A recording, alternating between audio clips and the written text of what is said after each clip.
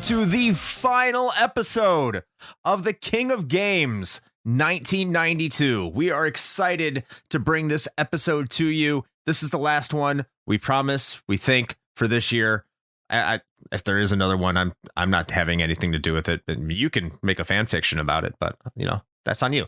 But we are going to be talking about two games today, primarily in our championship matchup, which is our number 3 seed, Street Fighter II, against our number 12 seed, the just incredible underdog that is Dragon Quest V, in our wonderful championship matchup. We have an undercard for you as well, which is Zelda, A Link to the Past, our number 1 seed, which will be up against Streets of Rage 2, which is our 7th seed, and we're going to determine who is going to get 3rd place. But before we get into all of that in this final wonderful episode that is scientifically proven that all these episodes deserve to be here and you can't question us, this needs to go on Wikipedia, just like the Chicago Tribune, I'm going to introduce my guests that are with us today. First of all, I am joined by my amazing co-host, the host of the Retro Hangover podcast, the magnificent Dick Dragon himself. It's so big and hairy. It's Shane Koski. How are you doing, Shane Dick Dragon Koski? Of all the adjectives, you could have used like turgid or veiny even. I would have been all right with that. Why is it got to be hairy? Have we circled back? Are we far enough yet that we've circled back to like 70s porn? Like, are we going full bush yet? I'm talking about your head, dude, not your. Anyway, you have long hair. This is a retro podcast. Yes, it is. Well, it is a retro podcast. That is true. Yeah, there you go. We're period appropriate. Introducing next, we have formerly of the Region Free Gamers podcast. To go to our second full-time host for this series, we'll go with Arnaldo Perez. How's it going, Arnie? How are you doing today? Hey, it's going pretty good, actually. How about you, Shane? Chris, God. I mean, I'm fine. Fuck! He just hangs up at that point. I mean, it's okay. You can ask him. Yeah, just fucking leave the call. Just throw the computer across the room. Fuck this. We're both here. He just really didn't want to know how I was doing. Yeah. And our next full-time host for the King of Games 1992, we have also from formerly of the Region Free Gamers podcast, Ozzy Garcia. Hey, Chris. Thank you so much for having me. This is the culmination of a big effort. This has been the biggest production values that have ever been had with respect to King of Games. And we've had, I don't know how many podcasts be part of this. It's exciting to be here, man. And moving on quite appropriately to our amazing editor, it's Ashton Ruby. Hello. Thanks for joining me in the festivities of the finality. Yes, there it is. That was it. That was my one joke. I spent a week on that. No, good to be here. Excited to see how it turns out. Yeah, it's been a long time coming. Behind the scenes, we've been working on this for almost 6 months now. I think it has been about 6 months since we started brainstorming everything. So there's been a lot of work. Everyone here, everyone that's on this podcast today, the 4 hosts, they organized everything. Ashton did a lot of editing for us. So we're going to close this off. I want to thank everyone here that's right here for all the hard work they put into organizing a lot of the episodes and the editing. And thank you guys. And, let's close this thing out today. You're welcome for the minimum effort that I put in. Well, you're the real MVP, Chris. You're the real MVP. You were the one that was whipping us into shape all the time. I wish I could build a montage for you of you, telling us to get in line and running through the beach and stuff in Jacksonville. That was exciting. Very warm and humid, unfortunately, but it made a man out of me. So just want to let you know. Finally. You the real King of Games. I like how Ashton says he's excited to see what's going to happen as if he's not 20% of the equation for the result. Well, in my experience, that's not very predictive.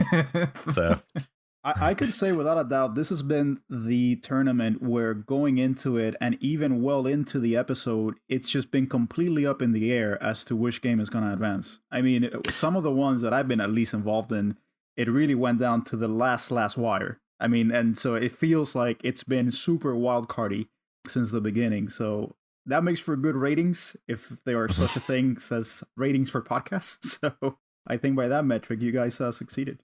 Yeah, and I'm actually surprised. I don't think Arnie has been on any single controversial decision in this entire tournament. Except for right now. Is it though? I don't know. I don't know if it's going to be right now, Arnie. I think you're going to keep your reputation pretty clean for this one. So congratulations on that. All right. At least I got a win out of this, if nothing else. Oh, Crazy Taxi and Grim Fandango weren't on this particular one, so I think he was able to skate by. Hey, I didn't want to bring it up, but it is what it is. Shane was on 50% of those. Nobody gave me the opportunity to vote for Dune 2 in the first round. Which almost took down Zelda. It would have, had I been there. Ashton, what do you think about how this tournament's progressed so far? Oh, man. I agree. It's been exciting. I said I'm excited to see where it turns out because a lot of episodes have been like that. And even right up to when they start discussing and we make our final votes, I'm still not sure what's going to be or even what I'm going to say half the time. So, yeah, I think it's been a great year of good games. It's been really great working with all y'all. Finally, Shane, before we kick this off to the bronze match, just like myself, but you did it much earlier. You had to kill off one of your babies. So I'm pretty sure that this tournament, you've seen a lot of losses over the past two King of Games. So what's your thoughts on this? I've seen some shit, man. He's just numb to it now. I was in the trenches. Yeah, I don't even. I don't know. I have no feelings left. That's encouraging. Listen. Oh yeah. Well, I wish that we were here talking about Contra 3 today. Correct. But alas. Well, one of the games that's here today did beat Contra 3. And they're in the championship match. So indeed it did. And you said that I was involved with like 50% of the controversial decisions in this tournament. I would just like to say that not this one. I was not party to, I think, most of those, as I recall. I was subjected to some of them. Yes. I think I'm on most of those ones for this one. So send all your hate to me. It's all on me. Before we go into the championship match, we're going to talk about which game is going to be getting third place overall in this tournament. And for that, as I said in the intro, it's going to be our first seed, The Legend of Zelda: A Link to the Past for the Super Nintendo Entertainment System. And our seventh seed, Streets of Rage 2 for the Sega Genesis or Mega Drive, depending on where you live. I guess I could have said that about the Super Famicom, but I'm not going to because no one cares. So to briefly discuss about how these games got here, Zelda, it beat Dune 2, which was our 20th seed. Dune 2 did beat Mario Paint in order to get there. Bullshit. I know. Then it beat Kirby, which is our 9th seed, before losing to Dragon Quest V. And then there's Streets of Rage 2, which beat Wolfenstein 3D with a sweep, beat Mario Kart with a sweep, and then narrowly lost to Street Fighter II. And that's how these two games got here. So I'm going to start this off with Ashton and just say, hey, what do you think about these two games? How do you think they match up? Because we're not going to go into the criteria like we have with the other series. We're just going to talk about these briefly because this is only third place. Well, I think it's the first episode where it's a pretty distinctive difference in like playstyle and genre that I've been on. Like, Legend of Zelda and Dragon Quest are kind of RPG, fantasy-ish, Mario and Kirby.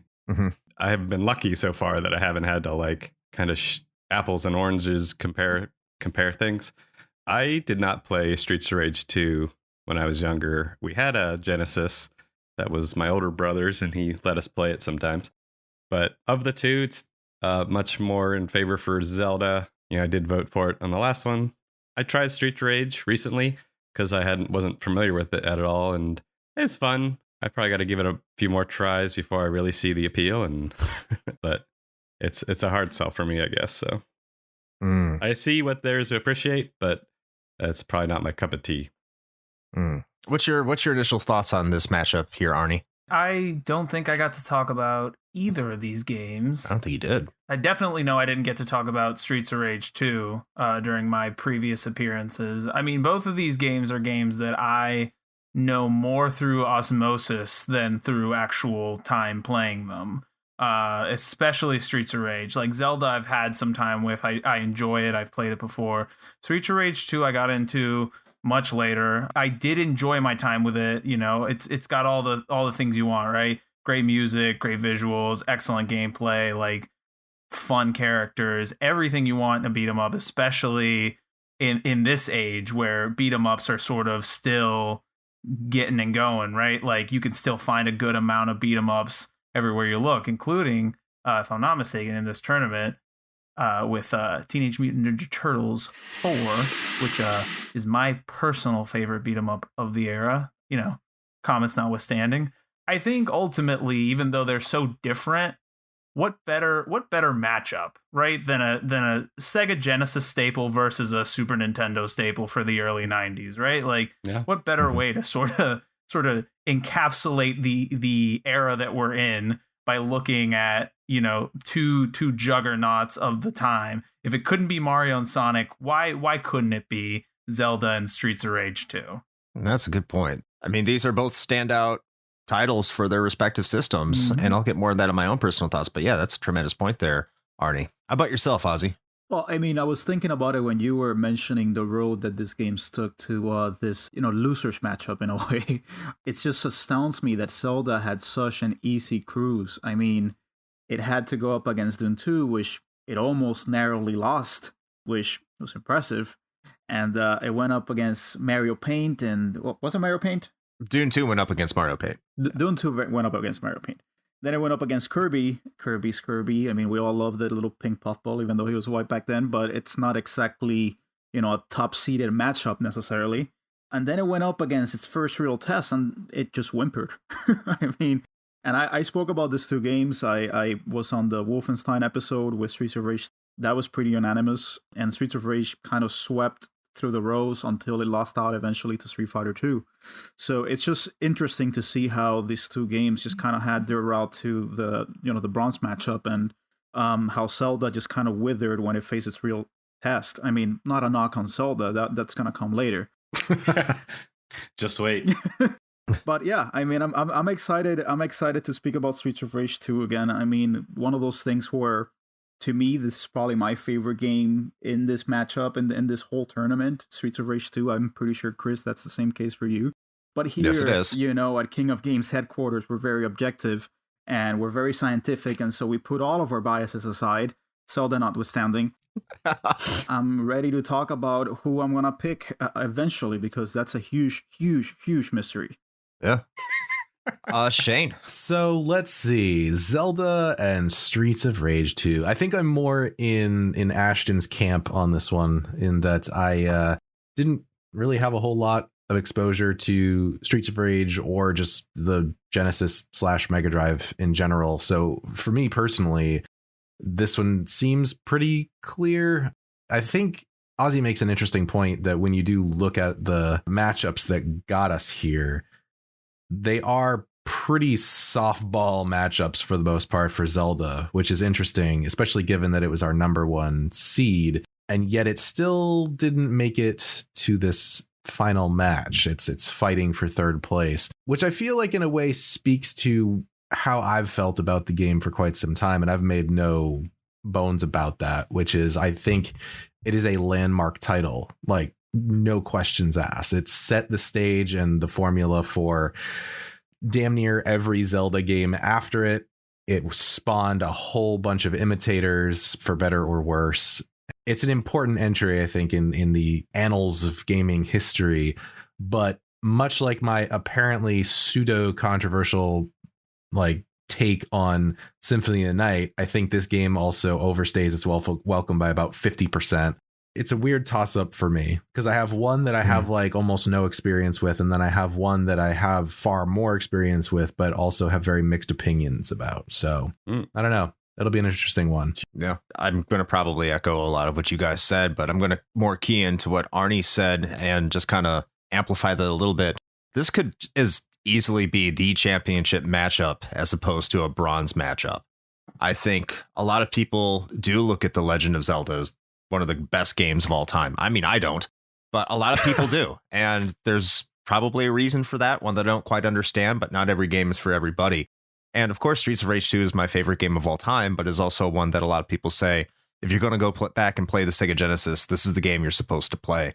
So when you look back at 1992, if I took these two games and you said this was the championship matchup, I mean, I think it speaks to how strong this year is that we're talking about this being a bronze match, or we're just that insane that we didn't put these two games in the championship match.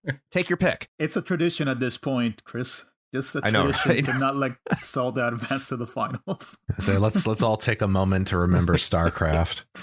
God, I'm trying to let that one go. Don't open up those wounds. Come on, I'm trying to let that one go.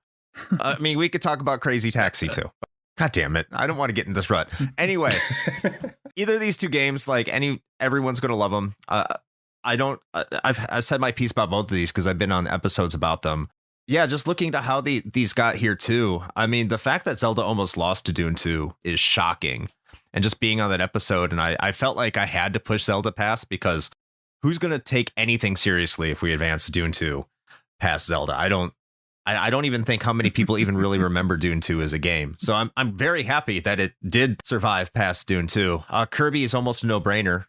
And, the Dragon Quest V, I even say like probably Zelda should be in this championship matchup, because the real reason why really is because one of our guests couldn't make it to that episode and I had to sub in, and I know where our guest wanted to vote, and that's not where I voted. So that's kind of why Zelda is there. Yeah, Zelda, do you want to say it got screwed? Maybe it's the will of the video game gods. We shall see. But I mean, you also look at Streets of Rage 2 that took down Super Mario Kart, which is definitely one of those games I think a lot of people associate with the Super Nintendo and one of those big marquee titles. So to come through on that, and in shocking fashion, like that entire episode was pretty much all three of us saying, Mario Kart just doesn't hold up to Streets of Rage 2 in any sense. And that's really what got it past it, is how well it plays today. But I also think both of these games do play well today. So we'll see how this goes in the vote. And speaking of which, I think that's a good segue into which game do we award our bronze trophy to? So I'll kind of go in reverse order here, and I'll start out with myself. And this is a third place matchup. I don't care. I'm going with biases. It's Streets of Rage 2. It's a better game. It's a shorter game, and it's more compact, looks great, still plays like any beat 'em up you can play today, and in many senses surpasses it. Zelda is still one of the, I think, top-down action RPGs, if you want to even call it an RPG or whatever you want to call it. Action adventure, I guess, more appropriate. It's still probably one of the best. But I think a lot of other games in the genre have matched it or surpassed it, and I still think it took Streets of Rage 2 a lot longer to do that. So if I keep in mind all the criteria without talking about it, I think Streets of Rage 2 is the seminal beat 'em up that all other games need to match. And in many ways, A Link to the Past is as well, but I think that's been surpassed, especially in games like A Link Between Worlds. I think the true identity of what a Zelda game has been achieved with Breath of the Wild. And I still think there's a discussion that Streets of Rage 2 is the best beat 'em up ever made, like ever, and is probably one of the best Sega Genesis games ever made. So there's my pick, and I will roll over to Shane. All right, well, I'm just going to keep this short and sweet, despite the fact that I do think it probably goes a bit too long. I had my druthers. I'd just chop the game in half and call it a day. I got to go with Zelda. I think it would be...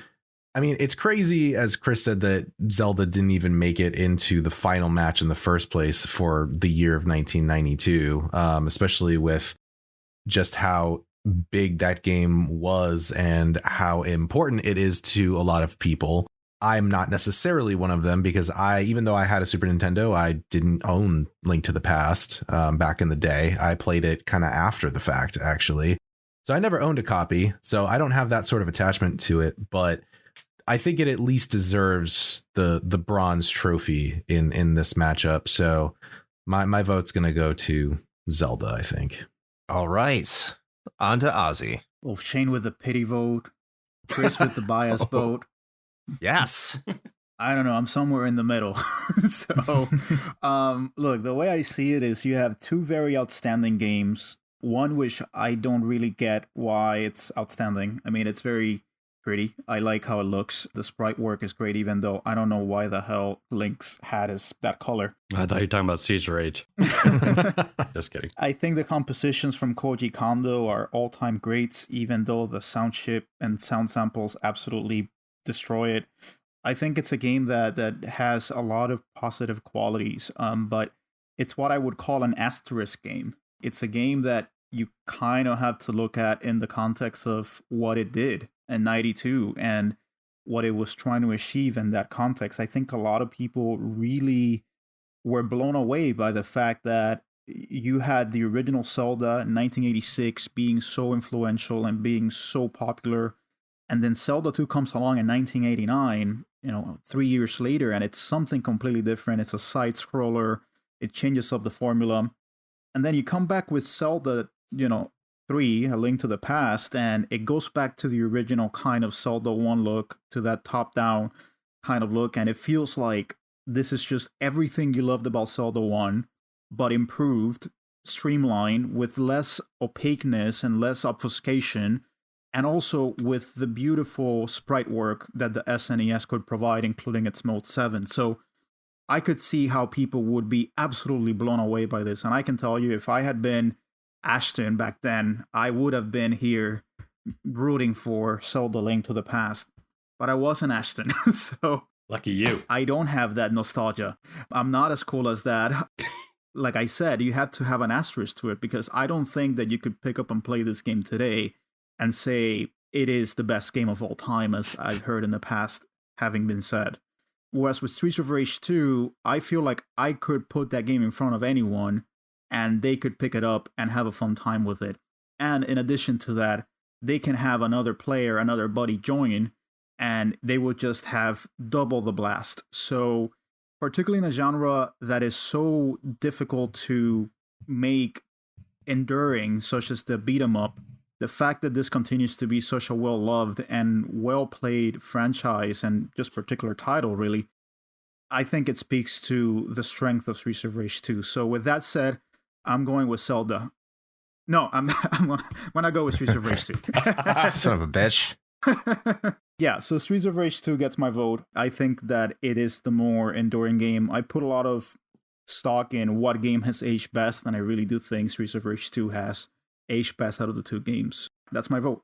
Okay. I would go to Arnie here, but I have a feeling I know which way Ashton is going to go. So I'm going to put the pressure on Arnie if I'm right. So I'm willing to gamble on this. Yeah. So for the third place vote, Ashton, is it Streets of Rage 2 or is it A Link to the Past?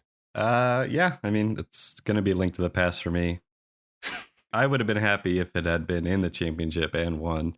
Everything everyone said about it's totally valid. But for me, at that time of my life, when the Super Nintendo came out and we got the first Super Mario and the first Donkey Kong and we got first Legend of Zelda on a 16-bit system, was like best time of my life, maybe.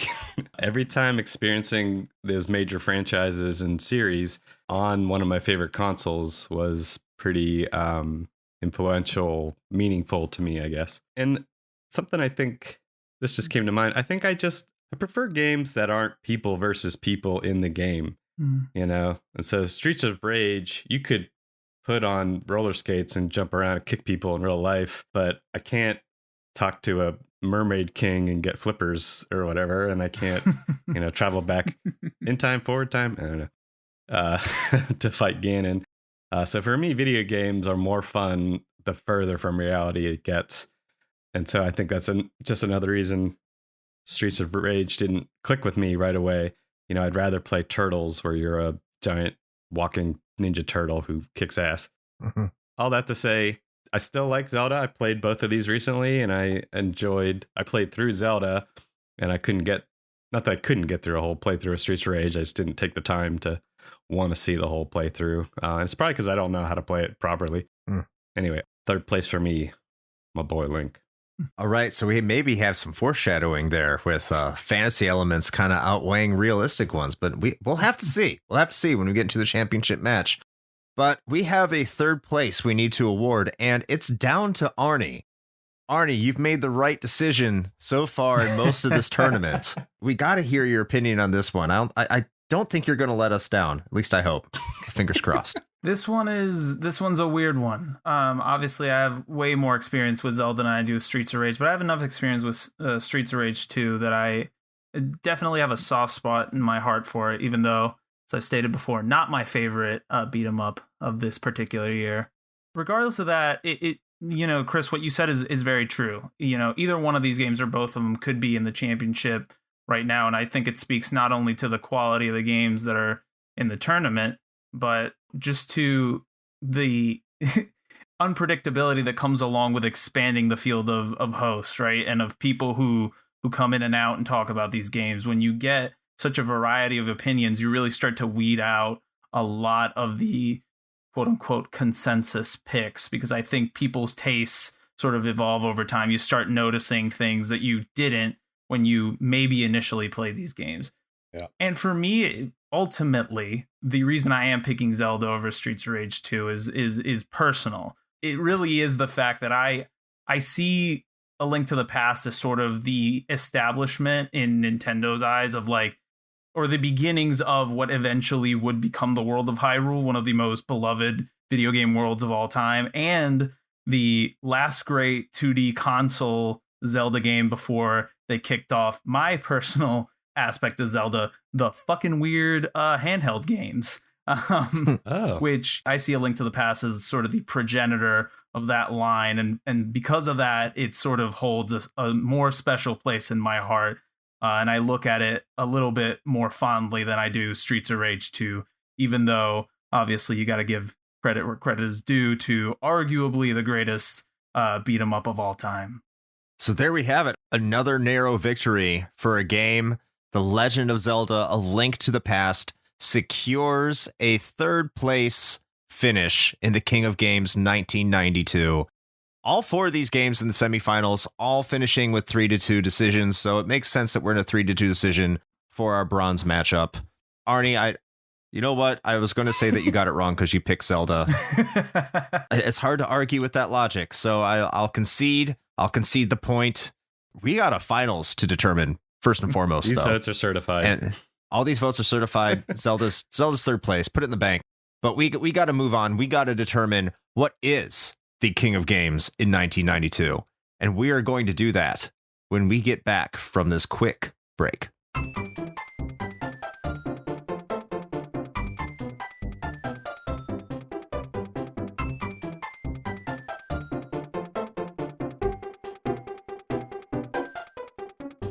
All right, it is time to start moving forward and deciding what game is going to be called the King of Games 1992.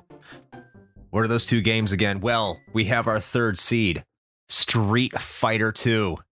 And how did it get here? Well, it started off by beating X-Men the arcade game, which came off a unanimous decision against Soul Blazer. And then it moved on to face Contra, the well-loved running gun from the Super Nintendo Entertainment System. It took it down also unanimously.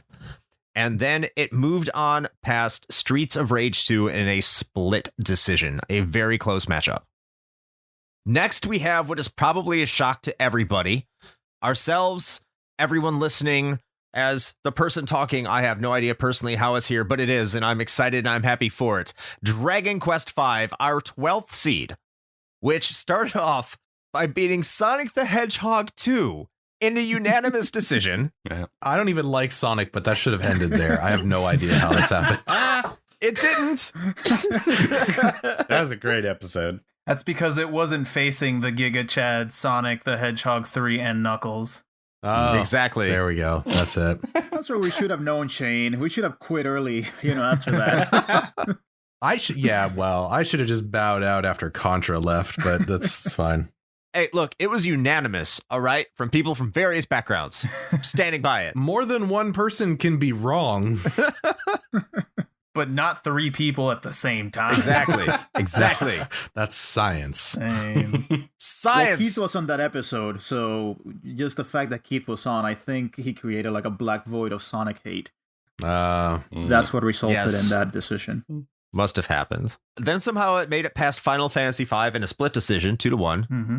Then it made it past Zelda in another split decision, 3-2.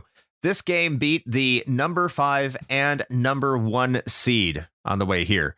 That's incredible for making it to the championship. So we'll see if it ends up securing that crown, but it is up against a juggernaut of an opponent in Street Fighter II. So very quickly, before we get into this criteria, as we are wont to do, what do you all think of these games' journeys up to this point? Because I've already said I'm baffled by Dragon Quest V. I think Street Fighter II that almost was a shoo-in until it got up to Streets of Rage 2, and you could argue it could have went up against Mario Kart.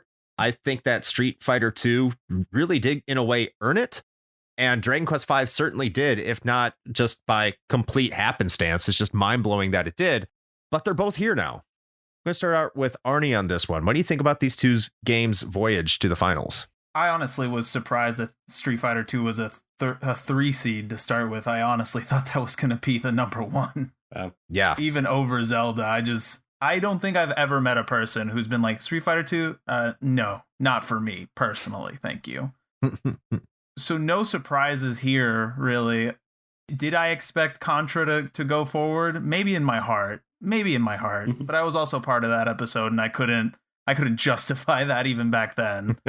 Now, Dragon Quest V, obviously an interesting one. Not to beat a dead horse, right? But the games that it beat, the way that it did it, super, super interesting. But I think it's pretty clear why it's here, right?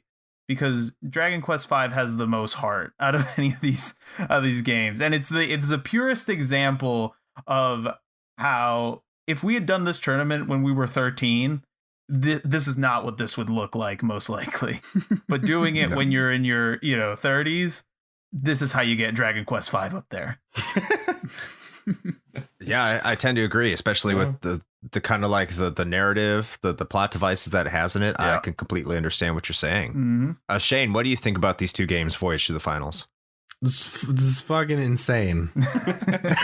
I don't even know why anybody listens to this. Nobody should take us seriously after this tournament. That's all I'm saying. Did they before? Well, it's debatable, but that's our advantage. I mean, Street Fighter 2, I get it, right? I mean, it's Street Fighter 2. Come on. Yeah. It's the World Warrior. Also, what's today? What's today? Is today? Holy shit, we're recording on a Tuesday. It's M. Bison Day. Anyway, that's true. It's a sign. That one's, pretty straightforward.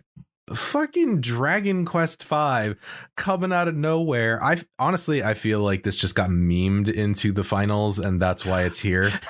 Like, I think part of it also is everyone was just latching onto this idea of just like, but it had an anime, and like that was really important. So maybe that's why it's here, is because those other games just didn't have their own animes. That's what I'm sticking with. That ends here. Street Fighter 2 had its own anime. Does. Well, apparently nobody cared about it, because all we're talking about is how Dragon Quest V had its own anime. That was literally a selling point on the episode. This is how you put some respect on Akira Toriyama's name. Yeah. Exactly. I mean, I'm bullshitting it, but I mean, for in all seriousness, I mean, DQ5, like it's a solid game. It's got a bunch of huge names behind it. Like it's got everything going for it. So, like, objectively, I get why it's here, but subjectively, this blew my fucking mind. Like in the process of doing this, especially because we're all largely, I'm not going to say necessarily Amerocentric, but very Western, right? Yeah. And so, like the fact that a game that never even made it over here somehow made it into our finals is crazy, but also impressive. Ozzy, what do you think? Street Fighter 2, not for me personally. Thank you. No, I have a lot of appreciation for Street Fighter 2. I, like Arnie, I would have thought Street Fighter 2 would have been the 1 seed. I think that it's, as you guys have said, its path was completely predetermined. It did what it had to do, unlike Zelda.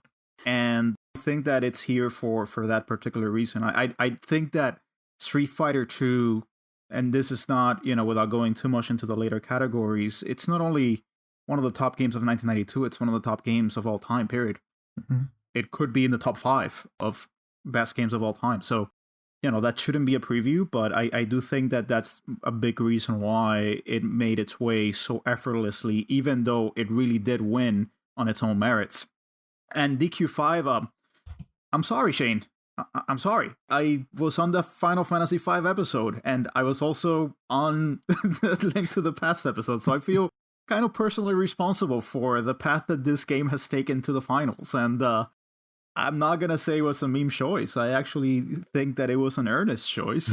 I believe in this game, Shane, and I believe it can do great things, and it has done great things. But it is pretty shocking. I can't wait for this to be released to the public so I can just hear the cries and whimpers and the laments of the woman everywhere as they hear Dragon Quest V Advanced past Zelda Link to the Past. I mean, it's going to be a shit show, guys. I hope you can have your Fire Flame suits on, but I'm excited for this. I'm really excited for this matchup. I'm really excited that a niche Japan-only game made it to the finals. I really think that makes my heart giddy. Yeah, I mean, I'm ready for it. I got my fireproof suit.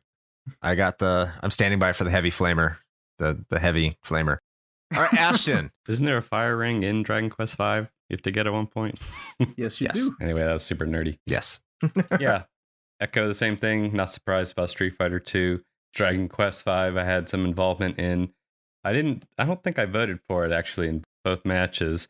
But weirdly, I think I might have voted for Sonic 2 over Dragon Quest V. I think the thing about these two games that I'm thinking a lot about Dragon Quest V, is that it does a lot of different things good. Like, I don't know that it's like does the best of anything. Like, it's not the best graphics or best music or best gameplay or best story, but none of it is like bad.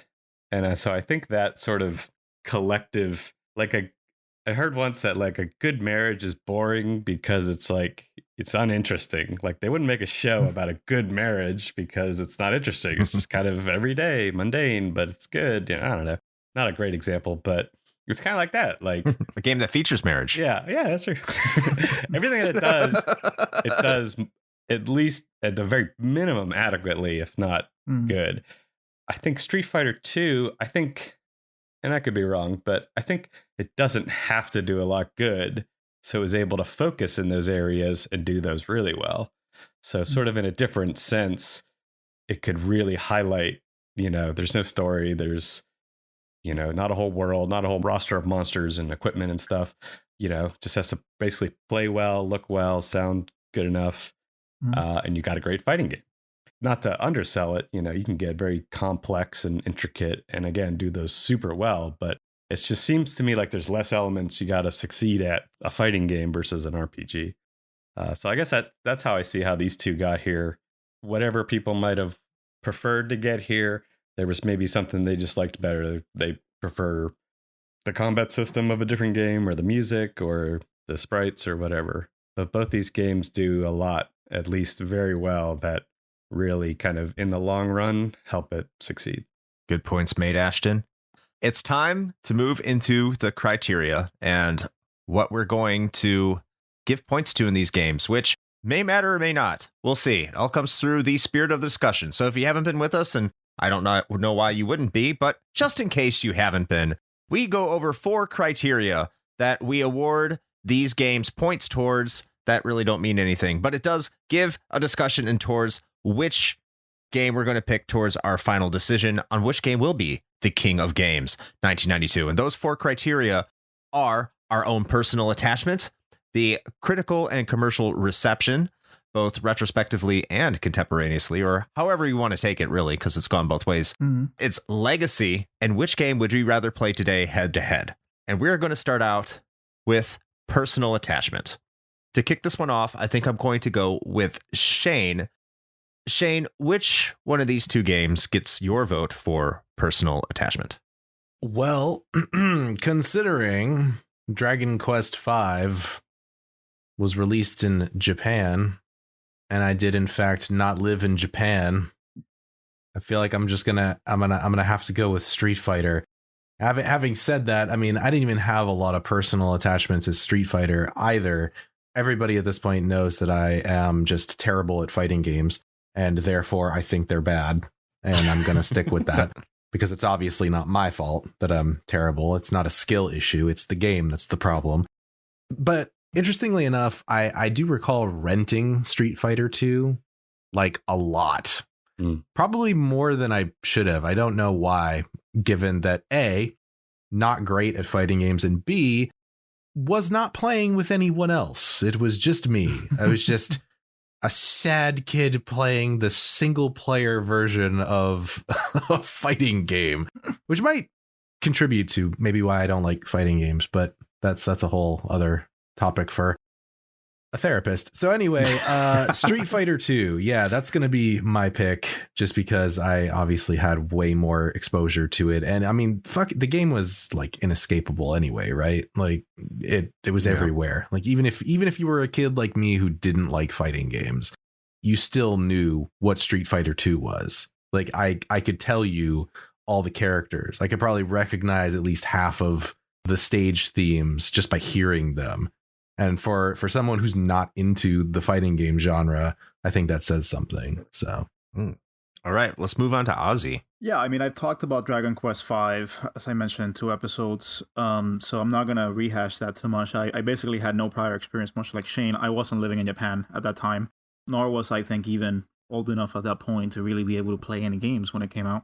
But I did play it more recently, and I've been playing it on and off during work trips on my phone, and not, the Super Famicom version, but instead the mobile version, which, you can argue it's not the best way to play this game. It has its pros and its cons, but I think it's sufficient to really give it an impression of what the game entails and what the experience is about.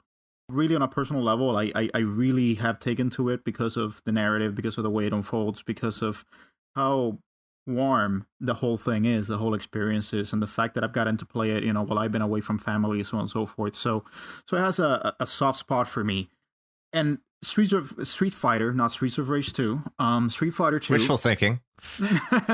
Street Fighter 2, I mean, I haven't talked about it up to this point. I, like Shane, suck at fighting games. I think that's a scientific term, but it was inescapable. I think Street Fighter 2 was a complete sensation on a worldwide basis. And I can speak to that because even when living in a communist country that received almost nothing from the outside world, Street Fighter II was still a thing. Wow. And whoever had Street Fighter II at home because they got it from their parent that lived in the US or Europe or whatever, that was the place to be. And I remember very distinctly going to friends' houses and they would have tournaments happening.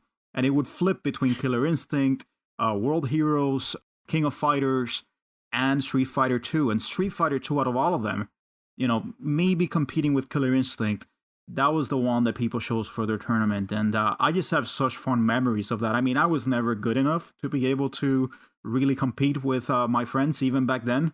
But I could still appreciate how much of a sensation this whole thing was. There are very few games that inspire that sense of community, of people rooting for one another and going up against, 1v1. And you could see that in the arcade, you could see that at home. And I think that speaks to a very strong power that game kind of created and imbued upon the public upon its release. And, because of those such fun memories and warm and fuzzy memories that I have for it, I gotta go with Street Fighter 2 because it's a game that I just, those memories are indelible to my childhood. And I think, like most people, it's hard to ignore how strong and powerful those recollections can be. Mm-hmm. Yeah, I'm going to go next year with 2 votes for Street Fighter 2. And you know what? I'm just going to make it official for Street Fighter 2 here. So sorry, Ashton and Arnie, but my vote's going to go to Street Fighter 2. Not because I grew up in a communist country and that was all I had to play, but it was one of those games that all I played when I was a kid was Street Fighter 2. And that was one of the biggest formative games of my early childhood. It wasn't the game that got me into gaming. Certainly that was, Super Mario Brothers, Super Mario World, Sonic the Hedgehog. Those were the games that I played, but you could argue those games are casual games. A lot of people who don't play video games anymore played those games. I guess arguably say the same thing about Street Fighter 2, but I look at a lot of the games that I played going into the 90s for a long time, and they were fighting games, and I stuck with fighting games for a very, very long time. Even single player. I don't think you're a loser because you played single player, because that's mostly what I played too, Ozzy. So maybe I'm a loser too, but I'm not going to judge you. Yeah, Street Fighter 2 is one of those games that it came out there, and as soon as it landed on the Super Nintendo in 1992, I had to have it. Everyone had to have it, and it was something that I played a lot with my friends. I played a lot at the daycares that I was at when I was a child. We would just beat the crap out of each other with it, and I have really fond memories. Dragon Quest V, yeah, it got me through deployment. I loved it. And you can't really substitute a lot of games for that. There's not a lot you could say.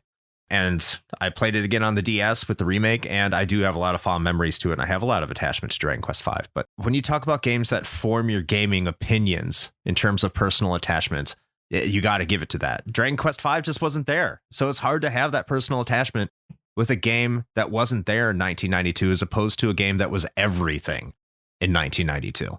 So, yeah, I'm going to give my personal attachment to Street Fighter II. Going to move over to Arnie. Yeah, I mean, I think I'm going to join the choir here. I was somewhere between 7 months when Street Fighter came out and 9 months old when Dragon Quest V came out. And even though I'd like to claim that before I developed like fine motor skills, I was already fucking throwing down Hadoukens, that's not accurate. That being said, like, you know, as Ozzy said, Street Fighter 2 is just inescapable. My experience is more closely related to the arcade game, but even the home console version, like, yeah, just everybody had a friend who had it, or, you know, knew somebody who had it.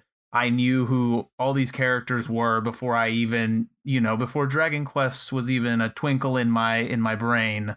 I already had like such a fondness for Guile and Chun-Li and Vega and Ryu and all these other guys. So it's no contest.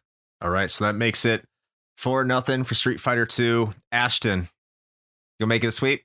So if it's a choir, who's singing tenor and bass, and who's soprano and alto? Bass. Because I need the fifth part. Oh, I'm the baritone. Okay. Yeah, I think of collective hosts we've had for this tournament, I'm in the side who would be most likely to have played Dragon Quest like before it was re-released at all, because I was big into emulation. I had played Final Fantasy V before it was released, so there was a chance that I, you know, could have played it, at least not when it came out, but when I was younger and growing up.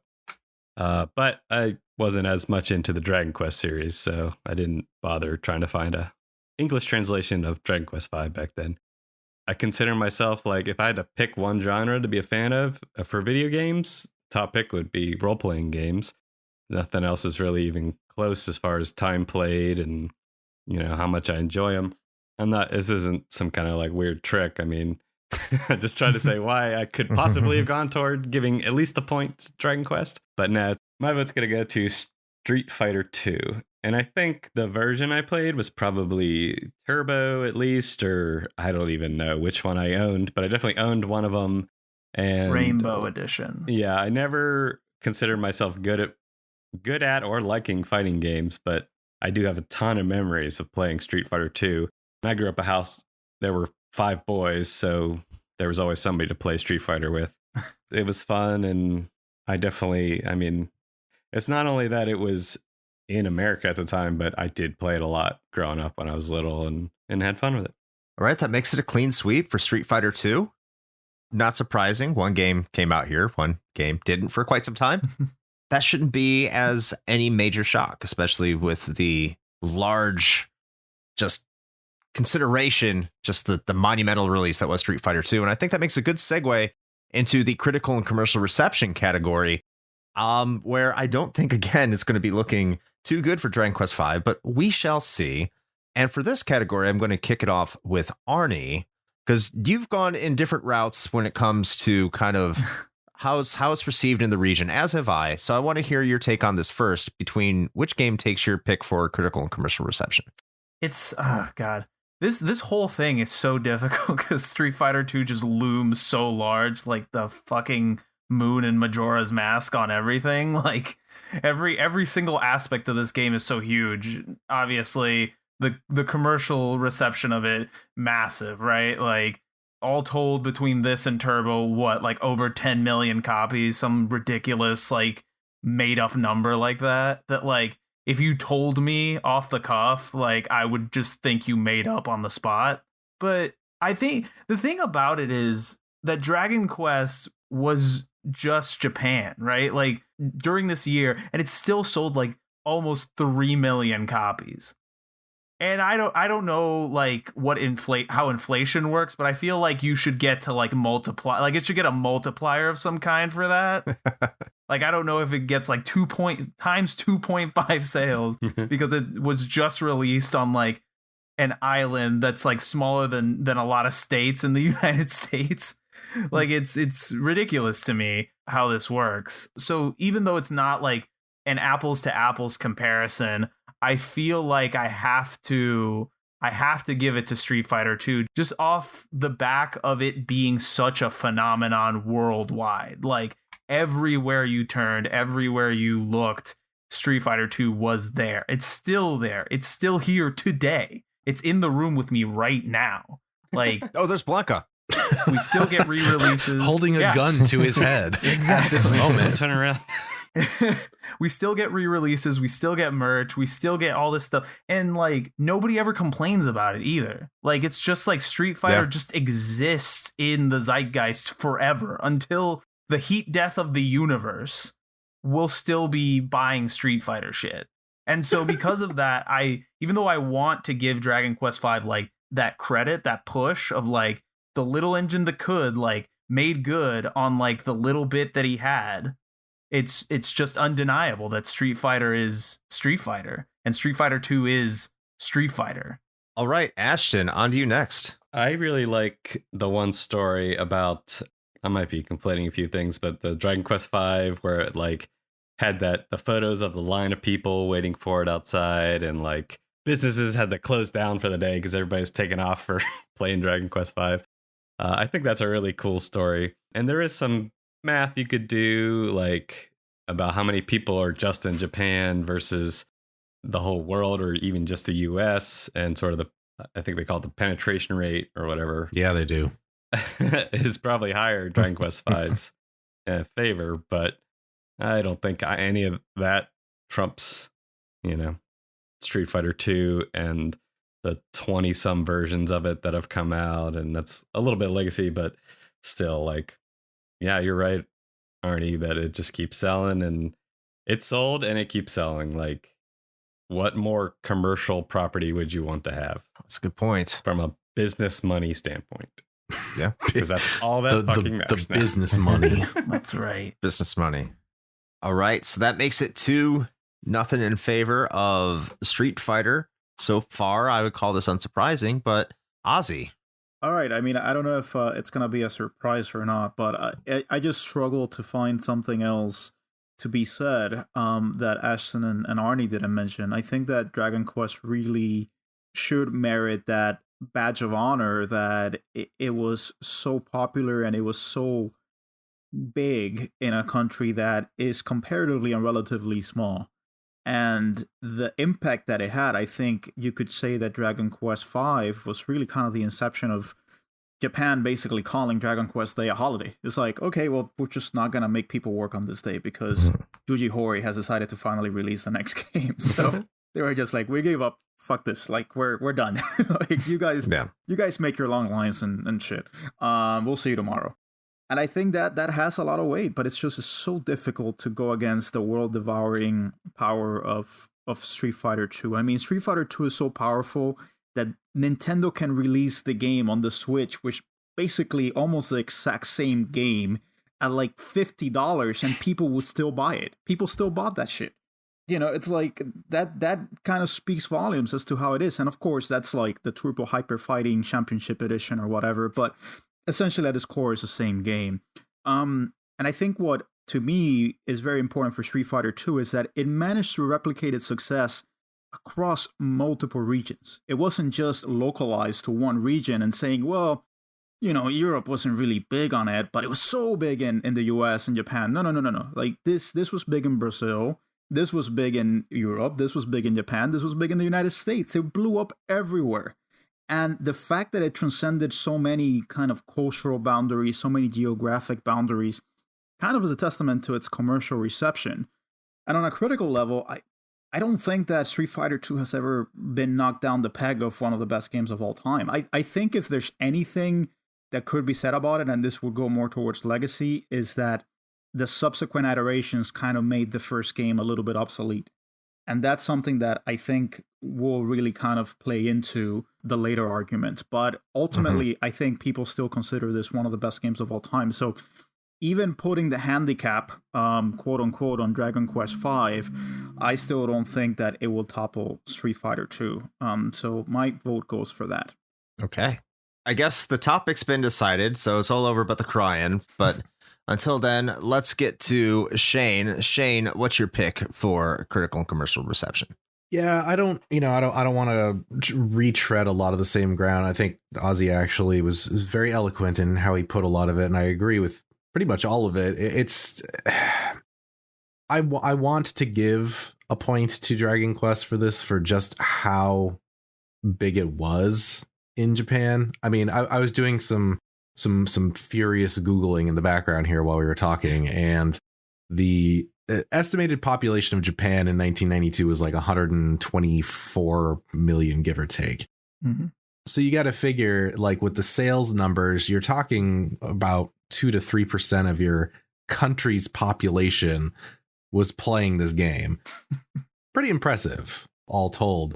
And, you know, having the demand be so huge that it caused a price increase for the console, and with giant lines for this game, like that is a testament to, I think, the reception this game got. But, and I guess I'm curious, like, if it had been given the same opportunity to get that worldwide release, would it have done as well?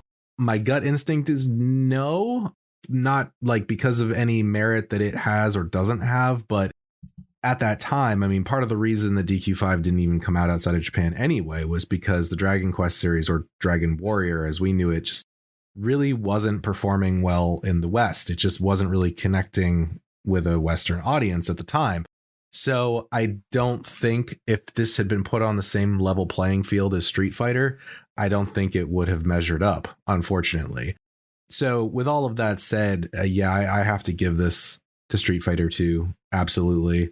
I mean, even just looking at the comparative scores, while DQ5 was definitely no slouch, I mean, Street Fighter's damn near perfect across the board. And honestly, even as someone who doesn't like fighting games, I have never spoken to a single person that has ever said anything negative about Street Fighter 2.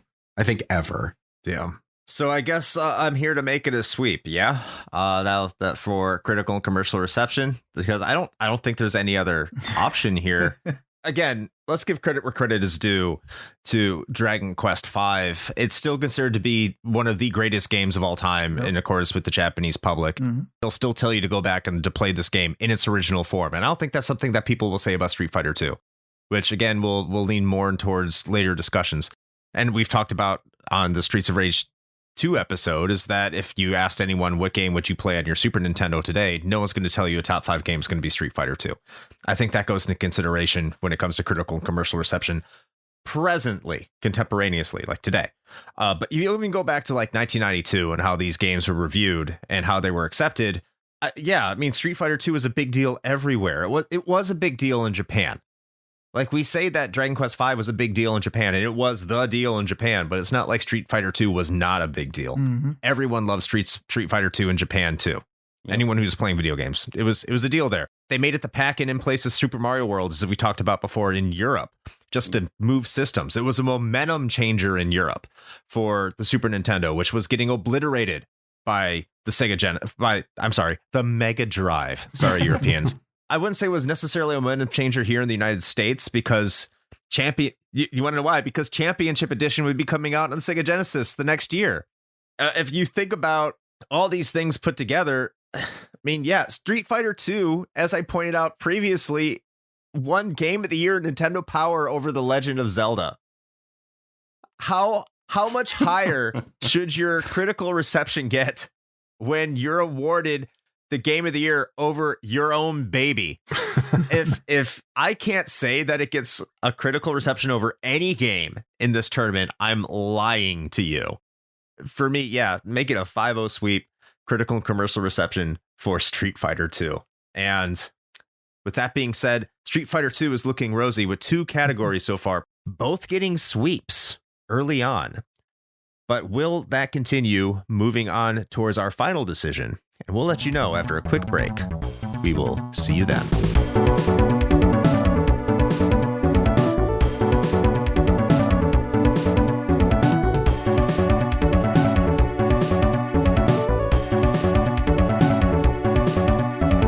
All right, here we are on the home stretch. There's no breaks until we determine a winner in this competition. This is it. But before we get to that final decision, we still have 2 more criteria we are going to talk about, and that is the legacy and the head-to-head. It's been just easy swimming right now for Street Fighter II against the plucky underdog that is Dragon Quest V. Will that continue? We're going to find out here in a minute. And we're going to find out by shifting over to Legacy. I'm going to kick this one off. I'm going to start this one. And I think the easy choice is Street Fighter II.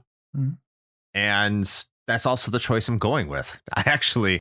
It's really hard for me to make an argument for Dragon Quest V, even when you consider that we're talking about the console port of Street Fighter II. Mm-hmm. Dragon Quest V, don't get me wrong, it has a great legacy. People in Japan, they love this game. They made a movie out of it, which is a great movie, and we've talked about at length on this podcast. But overall, something that hasn't been brought up throughout the duration of this podcast that Street Fighter II did that cannot be understated is how it affected other consoles. When did Sega decide they were going to release a 6-button controller? Oh, after Street Fighter II came out. And guess what? Your PC Engine, because the TurboGrafx 16 didn't matter anywhere else but Japan, but the PC Engine also came out with a 6-button controller in Japan. Why? So they could play Street Fighter II. Street Fighter II didn't just radically change the way fighting games were. They changed the way people play games with their controllers. They changed the way people imagined a game console is supposed to be delivered. What bigger legacy could you have than that? Because if I say Street Fighter II's legacy on its own, yeah, you kind of have to talk about the 1991 arcade release and when we're talking about 1992. But if we're going to stick in 1992, and I'm going to stick to the console release itself, it changed the way games were played on other consoles. And Dragon Quest V didn't really do that. It may have had the monster capturing element that you get in Pokemon, which is a point I made on previous episodes. But you can't necessarily point to that as the firm definition of what inspired Pokemon. Maybe it did, maybe it didn't. I don't know. There's a lot of things that go into that. But even the controllers aside, what you just heard from Ozzy, which really inspired me to say what I'm about to say now. And I've said before, not everyone had an arcade they can go to. Not everyone had that local hub to go play an arcade against their friends. All they had was a console. Maybe like plugging quarters in at the bar was something you couldn't take your 5-year-old to. Probably shouldn't. But when you could bring it home, and as many people bought it for what they did at like $75 in 1992, which is insane. And you think about how that just really established the fighting game genre on a controller. How many people don't know how to do how many people don't know how to do a fireball correctly on an arcade stick? I'm sure there's plenty of people, but they know how to, almost everyone that I know who plays video games knows how to do it on a controller. Why? That's Street Fighter II. I know the original Street Fighter tried doing it, but it did it horribly. If you don't believe me, go try it yourself and then yell at me for asking you to do that because you'll hate me. The legacy for Street Fighter II is so ingrained, not only in the arcade, not only for fighting games, but as a console delivered fighting game and how it extended beyond its own genre, that this is an easy pick for me, Street Fighter II. So after that, I'm going to kick it over to Ashton. Ashton, what's your decision for legacy? One of the things that I recently thought of researching for this episode was to see how many versions of Street Fighter II had been released. And not that I think there's like a direct correlation to re-releases and how good a game is or how important a game is, but Street Fighter II is pretty interesting because there's just so many versions, not even like remakes, releases. It's just kind of like, hey, we added a couple things. We put in more fighters. We gave them more moves. We made it look more like the arcade version or whatever. That I started to wonder, is this sort of a precursor to DLCs and seasonal content? You know, it's almost the same thing where every year or a few months or whatever, a new Street Fighter was out somewhere, would be it a different console or the arcade or, you know, from arcade to arcade. people learned that if something works, keep doing it. And if we can make it better, and there's already people who like it, but it's different and new, they'll pay money, they'll put quarters in it. They'll chill out $60, $90, whatever the current, whatever the conversion is. So I think, again, you could even take this in a deeper or broader sense of like video games as we know it now might be a little different if this sort of Street Fighter II formula hadn't really worked out. If they'd released a few and people are like, this is just the same thing, and, not put money into it. And it's a little bit of a hard argument to make, but just something I thought of that I don't think has been brought up yet. Yeah, again, I feel like Dragon Quest being this sort of underdog story and a game everybody's really liked and felt strongly about. We're always looking for reasons to give it points, and maybe that might be significant in itself. And I think it's closer than maybe we've been saying. And I think from a sense of like what games are and what they mean to gamers and how they are as kind of like a storytelling media or an entertainment thing, a piece of entertainment, I think the fact that Dragon Quest is being re-released and told in different stories, through Netflix or whatever, is a pretty strong argument, but not strong enough to not get shuriken uppercutted in the face. Yeah, my vote's still for Legacy 2, Street Fighter 2. Okay. Arnie. I was gonna say it's a difficult choice. Not a difficult choice at all. Just to keep on this train we've been on for a while, Chris. I liked what you said, right? That the console version was sort of that outlet, right, for people who didn't have access to the arcades. But it's even more impressive to me that it's a comparable experience. Like, at least in my opinion, it is. It's better than you were supposed to get back then for an arcade port, And not only that, but like even if we're talking about the arcade version, right? Like I played Street Fighter at a pizza place. I played Street Fighter at a laundromat. I played Street Fighter at fucking Sears, for God's sakes. Like this thing was everywhere. Like, I played Street Fighter behind a dumpster. I played Street Fighter at Disney World. I played Street Fighter. Like, where in the world is Street Fighter 2? It's everywhere. It was the Skyrim of 1992. It's so ridiculous. It's like, the more I talk about it, the crazier I feel, right? Because it's just like I'm starting to realize how all-consuming this game is. And it's funny, I could be talking out of my ass, but something that's really stood out to me as I've listened to some of the episodes and just doing these tournaments, right? There are games, like Street Fighter isn't the only game that sort of had this world-shifting momentum to it, right? But there are a lot of games that people often proclaim the greatest of all time, right? Ocarina of Time, Mario 64, games that constantly come up in conversation. And I think the one thing that's as constant as that is the polar opposite reaction of people talking about how overrated, how like they don't want to hear about this shit anymore, yada, yada, yada, all this garbage, right? Nobody ever says that about Street Fighter 2.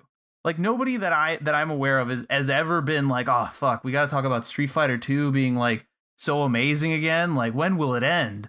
Street Fighter 2 just is. It just like it's so ingrained in all of our collective subconscious that we're just like, yes, it's so good that it ethered the first Street Fighter. Like nobody even knows it exists anymore. It's for the best, honestly. Yeah, exactly. We might be creating that tipping point. Yeah. Like it's gonna become a Mandela effect thing for people to think that Street Fighter 1 was a real game. Like they're gonna be like, what? Yeah, they just started it too. I know. And if you want to talk about how good Dragon Quest V's movie was, I mean, I'm sorry. I love Raul Julia as M. Bison, like forever in my heart and in my soul. I don't care what anybody says. Puerto Rican power, man. Listen.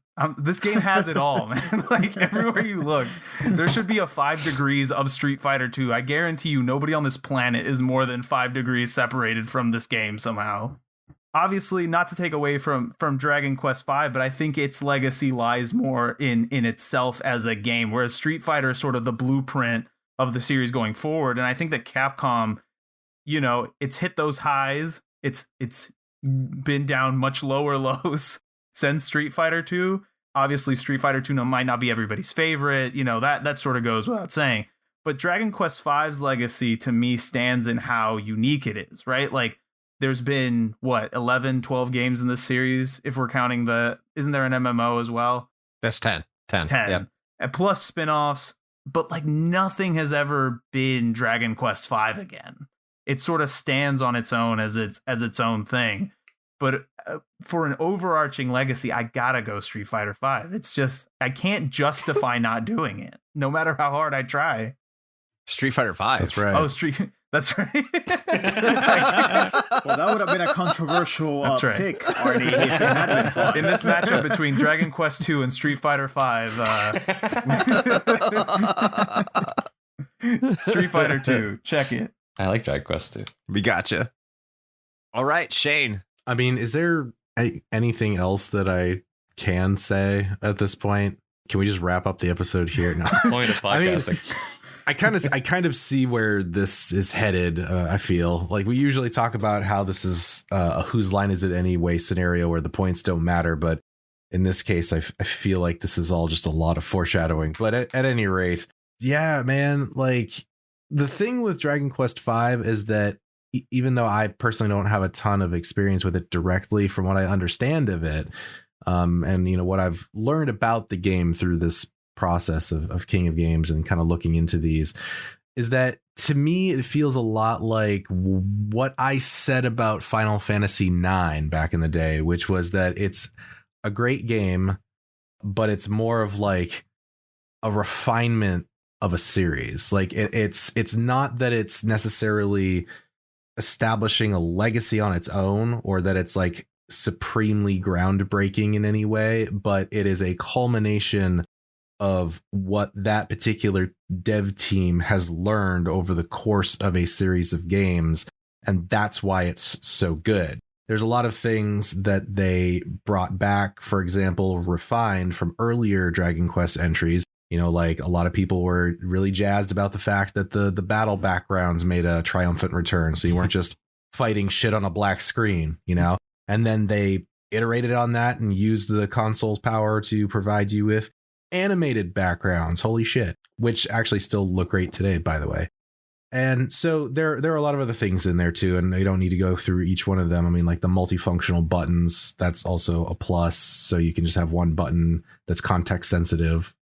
Huge improvement. But it's not something that I would say was like this created the foundation for something going forward, or it established this huge legacy. Again, much in the same way that I made that argument for FF9. It's not taking away from the game at all. It's just I don't think that legacy is its forte. And so it's the same thing here.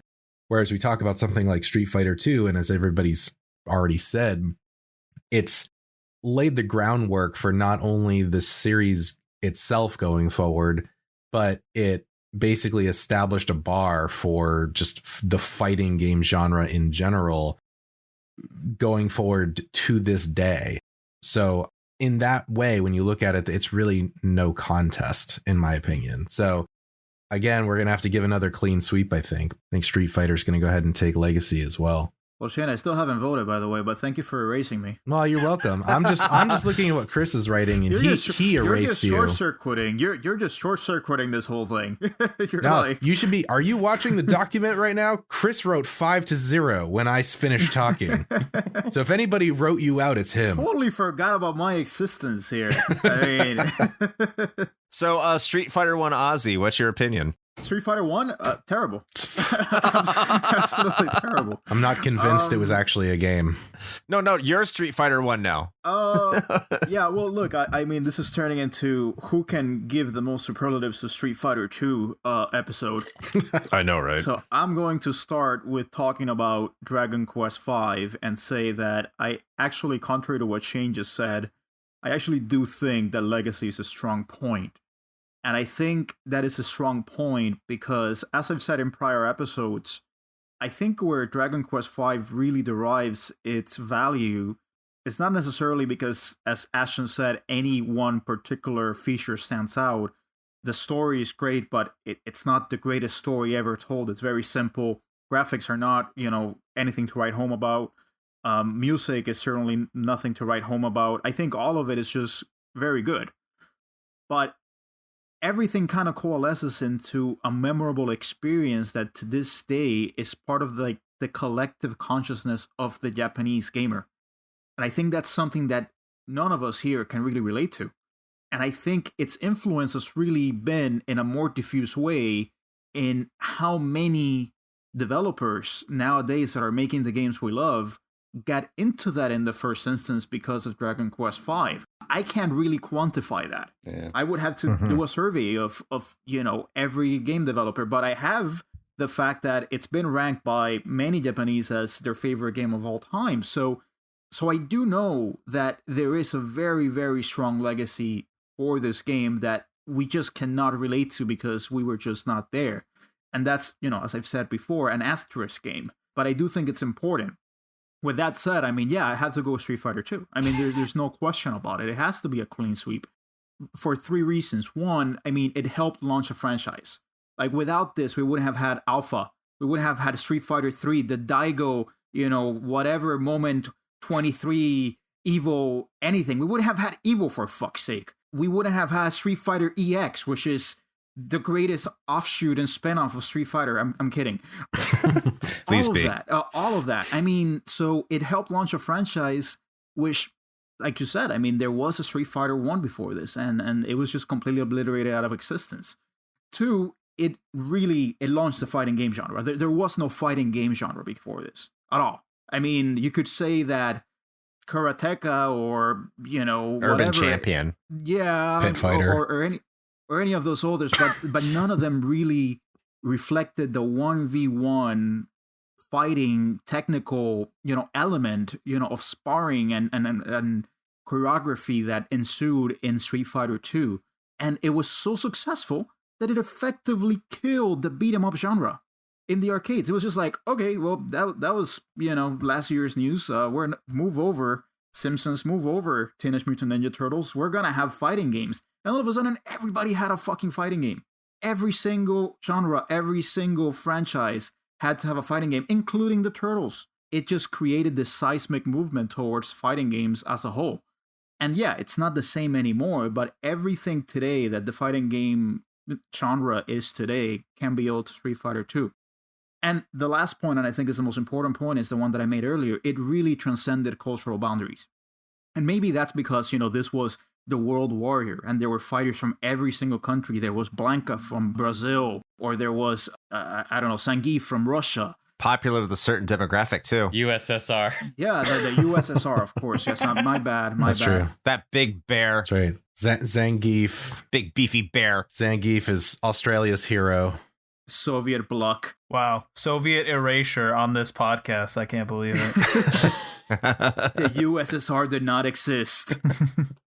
And so it transcended boundaries. I'm pretty sure that you could have gone in 1992 to a desert in Mongolia, in the Gobi Desert, and there would have been some jerry-rigged fucking Super Famicom in there, and there would have been kids just blasting away at Street Fighter II. That's how big I think it was. Oh, yeah. There would have been an arcade machine at the local yurt where all the people got around. People were trading yaks for Street Fighter II. They were trading their goats for Street Fighter II.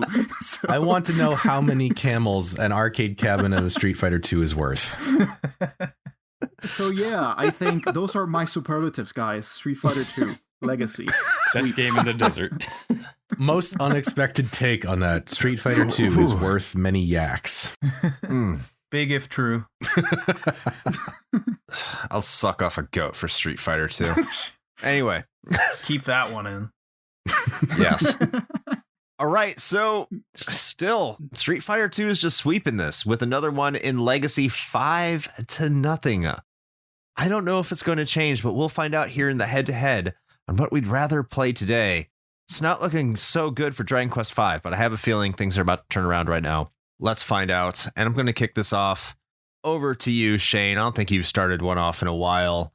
What would you rather play today, Dragon Quest V or Street Fighter II? This is always a weird category for me because like half the time I take the tact of like, oh, well, what game could I just sit down and, you know, get into really quickly and just play and have a good time and be done with it kind of a thing, which would be a point in Street Fighter II's favor.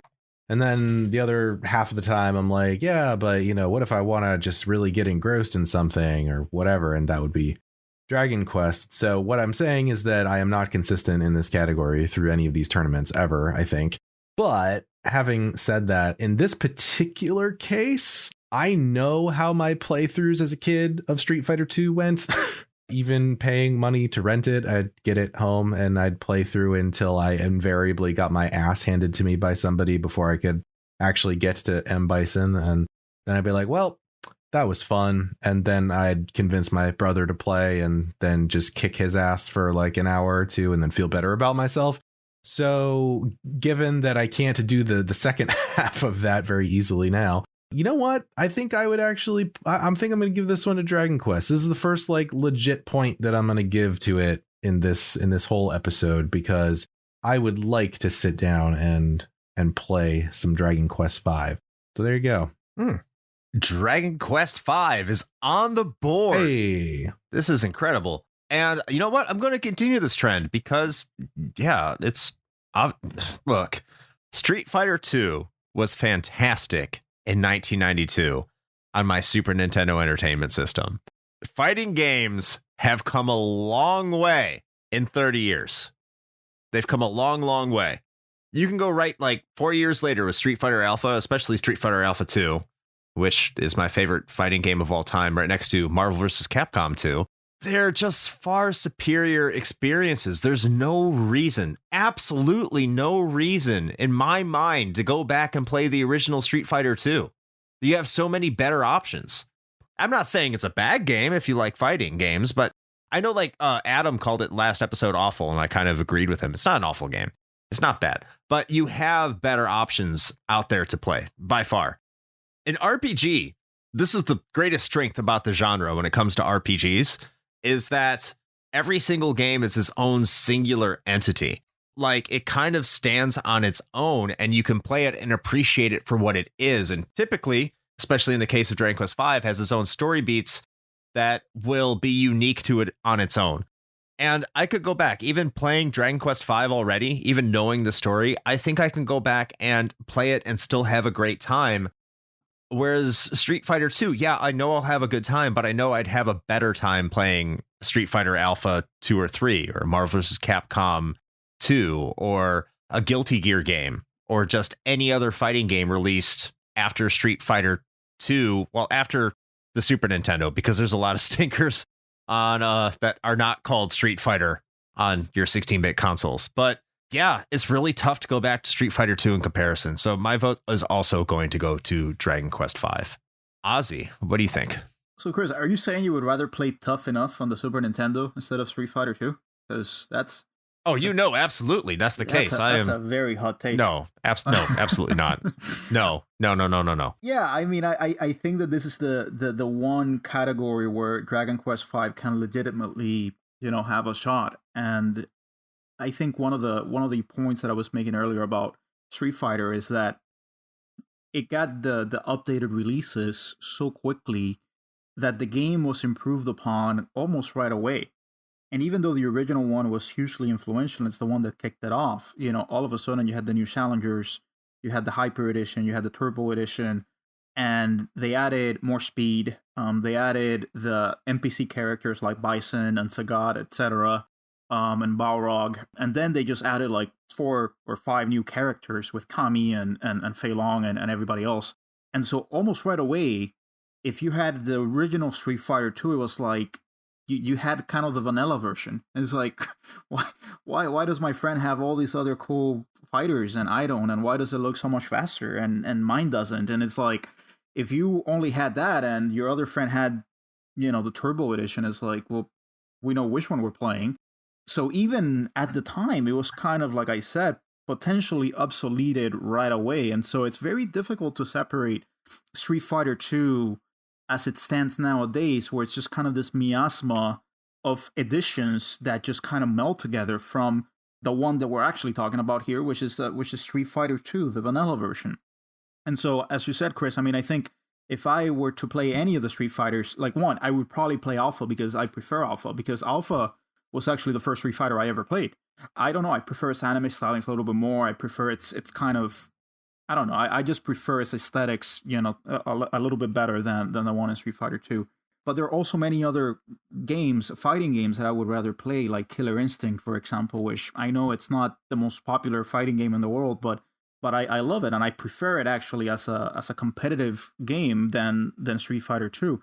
Whereas with Dragon Quest V, I just don't feel like I can capture that particular experience anywhere else. I mean, yes, RPGs do have that sense of adventure, they do have that sense of journey, but there are very few RPGs that can capture that kind of sense of growth, that sense of progression of time, and things changing, and you changing with the world, and having the world around you change. And it really has spoken to me. And there are a lot of issues that I can see in Dragon Quest V nowadays. There's a lot of obtuseness here and there. Sometimes when I haven't played in a while, I mean, it's just kind of like I don't know what the hell to do, because it's just the guidance is just not there, because that was just not the way the games were designed back then. But it's still just, you know, the fact that I played this in this day and age and I still felt so impacted by it just kind of goes to show that this is really a singular experience. And beyond that, it's really, I think, you know, the example of classic Dragon Quest, because it was the last game developed by Shunsoft.